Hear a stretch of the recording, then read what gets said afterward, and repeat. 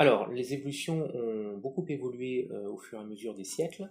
Donc, on connaît plutôt bien les conditions d'exploitation durant l'Antiquité, donc durant la fin de la République et du début du Haut Empire, donc pour l'ensemble du bassin méditerranéen. Et à ce moment-là, les mines étaient principalement exploitées par des esclaves ou par des condamnés, donc les condamnés ad metallas qu'on appelle. C'était vraiment des situations assez peu enviables. Alors après, ce n'était pas non plus la seule main-d'œuvre minière qui existait. Il pouvait y avoir aussi des hommes libres qui travaillaient et des hommes attachés aux administrations, notamment impériales. Bon, mais la majorité, c'était quand même une main-d'œuvre asservie. Après, il va y avoir une évolution, donc une évolution en plusieurs siècles, et à partir du XIe siècle jusqu'au XVIe siècle, on va avoir une situation complètement différente, c'est-à-dire que les mineurs vont être exclusivement des hommes libres. Il y a quelques petites mentions par-ci par-là de prisonniers ou de condamnés, mais c'est vraiment très résiduel. Ce sont des hommes libres qui possèdent un art, donc ils savent exploiter parce que ça demande une maîtrise technique tout à fait aboutie. Et ce sont des hommes libres qui peuvent imposer leurs conditions de travail aux différents seigneurs qui vont les accueillir sur leur terre.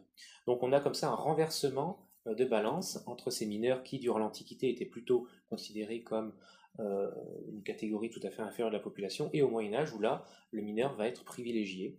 Alors dans quelle mesure est-il privilégié, c'est difficile de le dire, bien sûr, mais en tout cas, il n'était pas moins considéré qu'un artisan urbain, par exemple. Et puis après, progressivement, durant l'époque moderne, donc à partir du XVIe, XVIIe siècle, il va y avoir une petite dépréciation très progressive du mineur. C'est-à-dire que on va avoir beaucoup de spécialistes de mineurs, donc qui vont bouger dans toute l'Europe.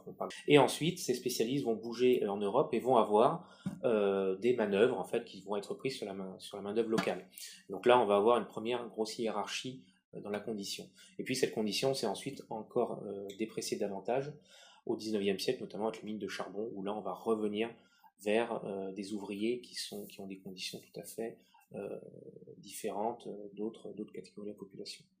Donc on ne va pas retourner évidemment sur le côté antique avec l'esclavage et les condamnés, mais on va avoir, c'est un phénomène de prolétarisation des mineurs à partir du XIXe siècle. C'est Zola, c'est Germinal.